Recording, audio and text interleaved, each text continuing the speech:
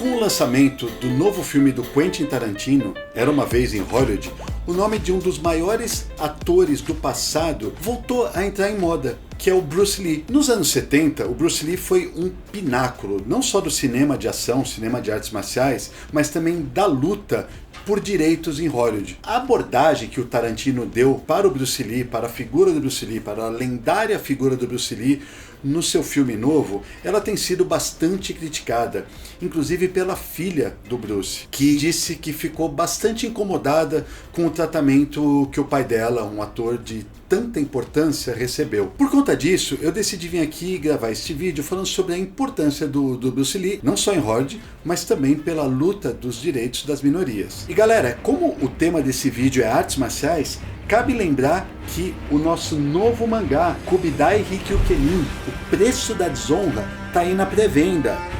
Isso aqui é incrível, incrível. Acabou de sair um vídeo sobre a obra, uma das melhores obras de samurai que eu li, desde do Lobo Solitário lá, que eu não li um bagulho que me impressionava tanto, de um mestre, Hiroshi Hirata. Não garantiu o seu? Vai lá agora na Amazon e garanta a sua pré-venda, você não vai se arrepender. A associação do Bruce Lee com a arte vem desde quando ele vivia lá na China. Já nos anos 50, quando criança, ele participou de vários papéis mirins. Até de ópera ele participou. Então ele realmente sempre teve um pezinho dentro do cinema. Tem um filme chinês que se chama Bruce Lee, Meu Irmão. O roteiro foi escrito com base justamente na história que o irmão do Bruce relatou a respeito do relacionamento dos dois, que narra direitinho o período que o Bruce Lee viveu na China, que foi bastante conturbado. Ele teve envolvimento com mafiosos locais. Quando ele foi para os Estados Unidos, no início dos anos 60, ele foi mandado para lá justamente por conta dos problemas de arruaça que ele estava causando e pelo pai dele estar temendo pela própria vida dele. Eu recomendo esse filme, que é um filme bem bacana mesmo, um filme muito bem feito, que desmistifica um pouco da lenda do Bruce na China. E aí a história pra gente aqui, que realmente importa, é quando ele chega nos Estados Unidos, que ele começa a trabalhar como instrutor de artes marciais. Ele vai estudar filosofia, ele faz a faculdade de filosofia, isso muda a vida dele, e ele também quer, porque quer de qualquer forma, ingressar no mundo do cinema, ingressar em Hollywood. Por dois motivos. Primeiro, ele era extremamente egocêntrico, extremamente narcisista, e ele queria ser visto, ele queria ser idolatrado. Esse é um sonho que ele tinha, ele nunca escondeu isso. Ele tinha uma personalidade extremamente explosiva, extremamente enérgica, e essa necessidade dele de ter fãs, essa necessidade de ser visto, fazia parte de quem ele era, estava intrinsecamente ligado à figura que ele era. Outro ponto é que quanto mais ele foi estudando acerca das artes marciais, mas ele sentia que tinha uma mensagem que ele queria passar. Ele conseguia transmitir essa mensagem para os alunos dele, mas era muito pequeno, era muito passo a passo, era só aquele grupinho que ele atendia lá nos Estados Unidos. Ele falou assim: de que forma eu consigo transmitir a minha mensagem de uma maneira global? Pela arte. O que pode ser mais global do que o cinema? Do que a linguagem do cinema. Tudo bem, a música talvez, a literatura, mas o cinema tem aquele impacto visual. Esses eram os dois motivos que ele queria produzir, que era estar dentro do cinema. Ele queria transmitir a mensagem dele e, obviamente, queria satisfazer o ego dele. Ingressar no cinema foi bastante complicado para ele, mas em pouco tempo ele começou a fazer o nome dele como instrutor de artes marciais e começou a atender muita gente importante de Hollywood, atores, produtores, diretores. Por exemplo, um aluno muito famoso que ele teve foi Steve McQueen, grande ator Steve McQueen. James Coburn, grande ator James Coburn, foi aluno dele. Esses caras começaram a fazer meio que uma ponte entre ele e Hollywood, até que em pouco tempo ele conseguiu aparecer na televisão, não no cinema, mas na televisão. E na televisão ele fez o papel do Kato, que era o assistente do Besouro Verde. Olha que interessante, Besouro Verde, um personagem que nasceu lá no rádio, depois migrou para os pulps, depois migrou para os quadrinhos. Acho que a última coisa aqui no Brasil que saiu dele foi lançado pela editora Mitos. Personagem muito legal. Por ter trabalhado na série de TV entre 66 e 67, era a mesma produtora que fazia a série do Batman e Robin, aquele Batman e Robin antigo com Adam West e o Burt Ward. E aí, O Bruce Lee, no papel de Kato, chegou a fazer 3 participações especiais, inclusive aquela famosa da janelinha, quando o Batman e o Robin estavam escalando o prédio e sempre aparecia alguém famoso na janelinha. Ele apareceu no seriado em 3 ocasiões. Como eu disse, a série do Besouro Verde durou de 66 a 67. Enquanto isso, o Bruce Lee continuava tentando emplacar o seu grande papel, fez um sucesso mediano, e ele, enquanto Kato, foi assim arrebatador, né? Ele no set, como eu disse antes também, ele era muito, a presença dele era muito energética. Ele tinha uma vibração que era contagiante, era incontrolável. Ele era um tufão. Ele tentava emplacar o seu próximo sucesso. Acabou fazendo várias pequenas pontas, em geral como o oriental sábio, que dá um conselho para o personagem principal, e era um papel recorrente que ele foi fazendo em várias ocasiões. Então ele trabalhou na série Blonde, trabalhou em Detetive Marlowe, trabalhou em Long Street, acho que ele fez 4 participações nessa série, e era sempre papéis minúsculos, e ele não conseguia, de fato, fazer o que ele queria, que era ser um grande protagonista. Aí veio uma história controversa. De acordo com os livros, com as memórias da Linda Lee, que era a esposa dele, o Bruce fez a proposta para uma série que girava todo em torno de um artista marcial que fazia andanças pelo interior dos Estados Unidos e a cada episódio resolvia um caso diferente. O Bruce Lee fez essa proposta, fez esse pitch, e esse pitch foi aceito pelos produtores. O Bruce Lee ficou muito animado com isso, porque essa é a grande chance dele estar atuando não só como ator, mas também como roteirista, porque a ideia principal partiria dele. Justamente ele poderia colocar as filosofias dele, todas as coisas que ele tinha em mente, em prática com essa série. Aí vem a controvérsia que eu falei. De acordo com a Linda Lee e de acordo com o filme Dragão, que é baseado nas histórias da Linda Lee, os produtores passaram o Bruce Lee para trás porque ele era um ator asiático e eles achavam que o público norte-americano não estava pronto para receber para ter um protagonista asiático, e tiraram ele da jogada e recriaram a série, fizeram uma releitura da série com um americano no papel título.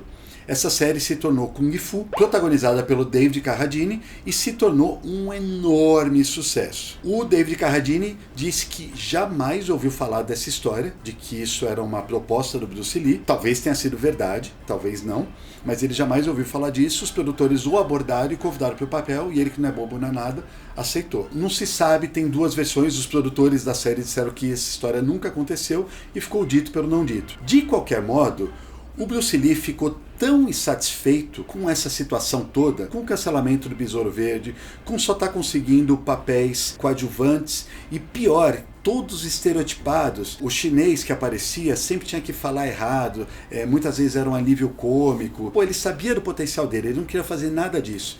Então ele falou, quer saber? Não me deixam fazer cinema aqui em Hollywood, muito menos do cinema da forma como eu quero, então eu não vou ficar dando murro em ponto de faca. Eu vou voltar para a China e vou fazer cinema lá. Antes da gente entrar nos filmes dele, é importante entrar na tal da mensagem que eu vivo falando que ele quer passar com as ideias dele. Lá na faculdade de filosofia, ele estudou um autor chamado Jiddu Krishnamurti, que era um indiano que viveu no século XX e foi um dos pensadores modernos mais importantes que teve. Embora aqui no nosso mundo ocidental o pensamento do Krishnamurti não tenha chegado muito para nós, no pensamento oriental ele é extremamente importante, muito. Na Índia ele foi colossal. Nos anos 50 ele chegou a vir para o Brasil, chegou a fazer visitas, o cara foi fora da curva. E o que ele pregava? O ser humano ele tem que pensar por si só, em todos os atributos da vida. Não pode ter verdades pré-construídas, pré-estabelecidas por outras pessoas. Não pode ter nenhum tipo de sistematização na vida do ser humano, porque isso cria falsas verdades. Esse pensamento do Krishnamurti incluía tudo, inclusive os livros religiosos. Os livros budistas, livros como a Bíblia, livros como o Alcorão, o Dhammapada e por aí vai, todos eles foram escritos por seres humanos que eram falhos, que não necessariamente estavam traduzindo uma mensagem divina. Ele tira da filosofia dele isso daí, e ele fala, ainda que essas pessoas que escreveram esses livros lá atrás estivessem certas, essa foi a experiência delas. e não a sua experiência enquanto indivíduo. A sua experiência enquanto indivíduo tem que ser descoberta por você. Não cabe ao ser humano ficar repetindo que nem um papagaio o que outra pessoa fez. Aquela foi a experiência dela, então você precisa ter a sua. Para você ter a sua experiência, você precisa ser livre. Para você ser livre, você precisa estar fora de um sistema, porque esse sistema passa a ser a sua limitação. O Krishnamurti escreveu isso, pensando num viés filosófico. O Bruce Lee compreendeu aquilo e falou assim, olha, eu posso aplicar isso para as minhas artes marciais. Porque o Bruce Lee, ele estudou Wing Chun, que era um derivado do Kung Fu, era um tipo de Kung Fu. Ele estudou Wing Chun, inclusive com o mestre Ip Man, que tem aqueles filmes famosos com Donnie Yen, Ip Man 1, 2 e 3, inclusive é espetacular. E ele era muito bom dentro daquele sistema. Mas ele refletiu, com base nas palavras do Krishnamurti, que o sistema poderia deixá-lo um grande lutador, mas não um lutador versátil o suficiente. Ou seja, ele poderia ser o melhor lutador dentro daquele sistema. Se você saísse do sistema, você estava ferrado. Trocando em miúdos, um boxeador só sabe lutar com as mãos. Ele vai se dar mal se um cara do jiu-jitsu agarrar ele e derrubar. Um lutador de taekwondo talvez se dê mal se estiver num ringue com um boxeador. E por aí vai. Ele fala assim, olha, o ser humano não pode estar limitado aos sistemas.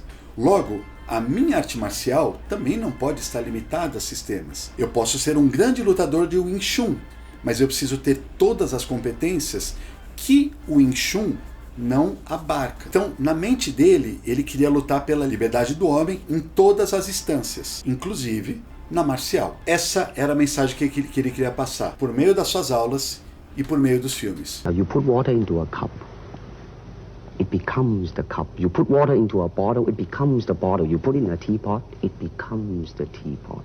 Now water can flow or it can crash. Be water, my friend. Feito esse adendo, vamos voltar onde eu estava lá atrás e ele foi para a China. Lá na China, ele começou a fazer cinema. Ele também não começou a fazer cinema da forma como ele queria. Porque, embora fosse um grande sucesso, o Besouro Verde era um grande sucesso na China, por causa dele, a ponto do seriado não se chamar Besouro Verde, se chamar Kato, ele ainda estava sujeito às intempéries que vinham por conta dos produtores, que eram as pessoas do dinheiro. Então os dois primeiros filmes dele, que é O Dragão Chinês, de 1971, e A Fúria do Dragão, de 1972, foram escritos e dirigidos pelo Wei Lo. Embora ele desse algum pitaco na parte de coreografia e tal, ele não apitava nos roteiros. Ambos os filmes foram um absurdo sucesso de bilheteria. O Dragão Chinês, em particular, bateu todos os recordes que existiam até então na China, e A Fúria do Dragão veio e bateu todos os recordes do Dragão Chinês. O Bruce Lee virou, da noite para um dia, um astro inconteste na China. E a partir daí, valendo-se da sua personalidade, que era extremamente incisiva, ele chegou no Wei Lo e falou assim, olha, meu próximo filme, eu não vou só atuar e coreografar, eu também vou escrever e vou dirigir. E o Wei Lo não teve escolha, ele também era produtor dos filmes, não teve escolha senão aquecer e falar assim, olha, não, tudo bem, tá certo, a nossa produtora aqui vai te dar tudo o que você precisa, talvez até um pouquinho contra a vontade, mas vai te dar tudo o que você precisa para você fazer o melhor filme de artes marciais de todos os tempos. Aí o Bruce Lee filmou O Voo do Dragão, que tem a famosa luta dele contra o Chuck Norris no Coliseu. Foi a melhor cena de artes marciais já feita até então, e muita gente discute que é uma das melhores até hoje. Por meio do que acontece nessa cena, olha que coisa interessante, o Bruce Lee consegue passar parte da mensagem dele. Porque na época, o Bruce Lee já estava desenvolvendo o Jeet Kune Do, que foi o que se consagrou como a arte marcial do Bruce Lee. Inclusive tem um livro que foi lançado com as memórias dele, que se chama O Tao do Jeet Kune Do. E o Jeet Kune Do fala justamente sobre a não sistematização. Bruce Lee já estava, na época do Voo do Dragão, desenvolvendo o Jeet Kune Do, e a luta dele com o Chuck Norris prega justamente isso. O filme inteiro, o Bruce Lee aparece como um lutador de boxe chinês. É isso que ele faz. E ele vai batendo em todo mundo ao longo do filme. Até pegar um cara mais casca do que ele, que é o Chuck Norris. Quando eles estão na luta final, lá no Coliseu, Bruce Lee começa a luta e a postura dele é a de um lutador tradicional. E ele começa apanhando. Ele cai uma vez e cai a segunda, a ponto de Chuck Norris falar para ele, não levanta, fica no chão. Aí o Bruce Lee levanta, sacode a poeira, daquele jeito típico dele, e começa a dançar e se movimentar na frente do Chuck Norris, completamente despido de todas as amarras que o sistema dele de boxeador chinês traziam. E ele luta com o Chuck Norris se adaptando ao estilo do oponente e transcendendo. E aí ele vence a luta. Então essa mensagem que pela primeira vez vista no Voo do Dragão era o que o Bruce queria trazer e as plateias compreenderam. O Voo do Dragão foi outro sucesso absurdo que bateu os recordes da Fúria e finalmente chamou a atenção dos produtores de Hollywood. O Bruce Lee começou a trabalhar no que seria o quarto filme dele, O Jogo da Morte. Nesse quarto filme, na ideia, ele ia ser um artista marcial que ia ter que subir um edifício e cada andar desse edifício ele ia enfrentar um especialista de uma arte marcial diferente. E com essa capacidade dele de adaptação, ele ia vencer todos os estilos até chegar no chefão. É uma precognição do que viriam a ser os videogames, né? Ele chegou a filmar bastante do Jogo da Morte. Ele enfrenta o Karim Abdul-Jabbar, que era um aluno dele, jogador de basquete, faz uma luta bem bacana, porque ele com 1,60 m e o Karim com 2,10 m, aquela diferença de altura absurda. Ele enfrenta o Dan Inosanto, que foi o cara que, após a morte dele, levou para frente o legado do Jeet Kune Do, um grande lutador. Dan Inosanto tá aí vivo até hoje, mas no meio das filmagens ele recebe o contato do pessoal de Hollywood, falando assim, Bruce Lee, você se lembra de nós? Nós somos os caras que passamos você para trás, ou supostamente passamos para trás, e queremos você de volta porque, acredite ou não, você é uma onda nos Estados Unidos. Você é um furor aqui. Está acontecendo uma verdadeira febre de artes marciais, até a música, Kung Fu Fight, que foi um baita sucesso também, com uma descoberta pelo Oriente, pelas coisas que o Oriente tem a oferecer, e aqui só se fala em Kung Fu, aqui só se fala em Karatê, está surgindo vários produtos coligados a isso, mas nenhum deles é original. O original é você. E nós queremos você. E aí o Bruce Lee falou assim, eu estou fazendo meu lance aqui, posso até participar, mas tem que ser mais ou menos os meus termos. Aí o Hollywood falou, mais ou menos os seus termos. Você não vai poder dirigir, nós vamos ter um diretor, vamos chegar num consenso que seja bom para ambos. E o Bruce Lee acabou aceitando e foi filmar em Hollywood. Operação Dragão foi dirigido pelo Robert Close. Nos anos 90 ele chegou a escrever, ele foi roteirista daquele Dragão, que é a biografia do Bruce Lee, baseada nas memórias da esposa, que eu citei no início do vídeo. Nunca mais se destacou tanto quanto o grande auge da vida dele, da carreira dele, foi Operação Dragão. Bruce Lee era o protagonista, mas nós tínhamos aí o John Saxon contracenando com ele, que na época era um ator muito grande. Tínhamos o Jim Kelly, um ator, mas ele era lutador também de artes marciais. Terminou a filmagem de Operação Dragão, Bruce Lee voltou para a China para continuar trabalhando no Jogo da Morte. Ele teve vários problemas, o Bruce Lee já nessa época estava com várias questões para se resolver, questões emocionais, questões psicológicas, sofria com um problema grave de ansiedade.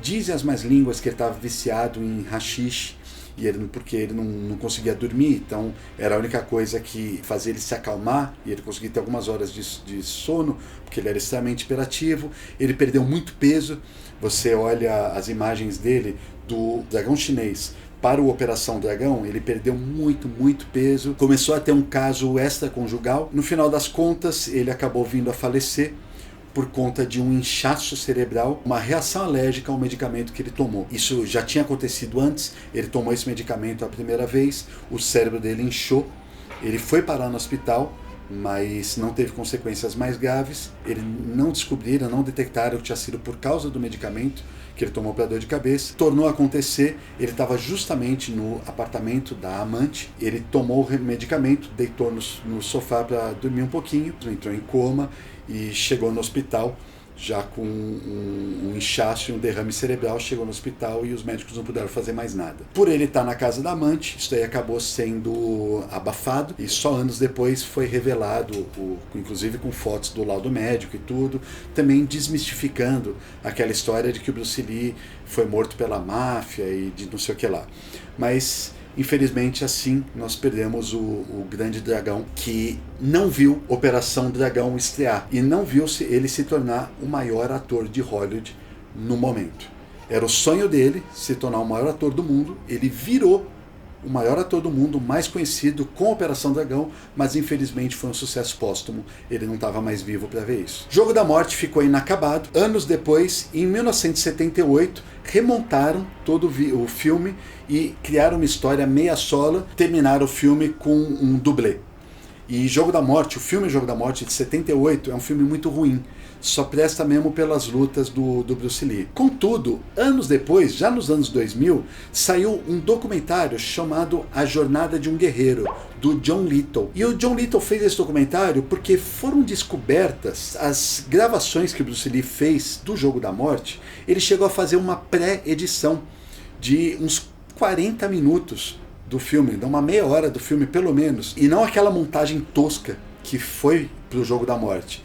Então o John Little pegou isso daí, fez esse documentário, A Jornada de um Guerreiro, que traz cenas inéditas do Bruce Lee, é um panorama legal pra caramba sobre a vida dele, e aí o filme fecha com a edição que o próprio Bruce Lee tinha feito do filme e ninguém sabia da existência. Essas imagens foram descobertas, recuperadas e estão nesse documentário que é espetacular. E com isso, você assistindo os 5 filmes do Bruce Lee, assistindo esse documentário, a série Besouro Verde, você está extremamente escolado para saber quem foi esse cara tão importante. E recomendo que você leia qualquer coisa do Krishnamurti. Eu já li mais de 30 livros do Krishnamurti e é simplesmente espetacular. Te mostra como ser um ser humano autêntico nesse mundo e pensar por si só. E como aqui é o Pipoca e Nanquim, a gente sempre fala de HQs, Bruce Lee teve uma HQ incrível, escrita pelo Mike Baron e desenhada pelo Val Meyerink, que foi lançada no Brasil pela editora Scala nos anos 90, uma minissérie em 6 edições. E aí você vai perguntar, nossa, uma minissérie do Bruce Lee, quadrinhos do Bruce Lee, será que é bom isso? É bom pra caramba, vale muito a pena.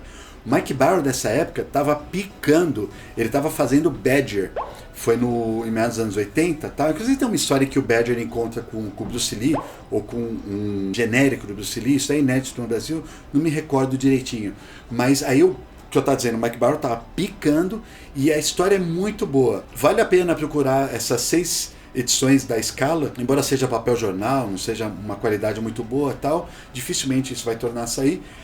Então, se você encontrar num sebo, eu recomendo. E é isso. Espero que você tenha gostado desse vídeo. Se você nunca tinha ouvido falar sobre Bruce Lee, ou se não conhecia direito a importância dele, ele abriu caminho para Jack Chan, para Jet Li. Jet Li, inclusive, lá na China, refilmou A Fúria do Dragão. Ele adorava o Bruce Lee, né? Nossa, esse cara é o cara que abriu caminho para todos nós. Todos os asiáticos, todos os chineses, se teve diretores chineses que migraram para Hollywood depois, tudo se deve ao trampo que o Bruce Lee fez lá atrás, nos anos 60 e 70, aguentando uma discriminação braba, que na época a coisa era feia contra os orientais, até que ele conseguiu dar a volta por cima, batalhou mais do que todo mundo lá e se tornou o maior ator de Hollywood. Infelizmente, não viveu para ver o sucesso. Mas o legado dele permanece. Se você gostou desse vídeo, se inscreve aí no canal, dá o seu joinha, fala os comentários aqui o que você achou, e é isso. Um grande beijo.